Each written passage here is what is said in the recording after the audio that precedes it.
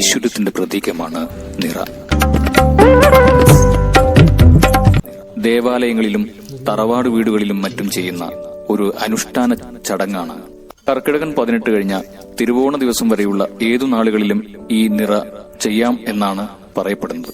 കൊയ്ത്ത് തുടങ്ങുന്നതിനു മുമ്പ് ലക്ഷ്മിയെ വരവേൽക്കുക എന്നതാണ് നിറ കൊണ്ട് ഉദ്ദേശിക്കുന്നത്.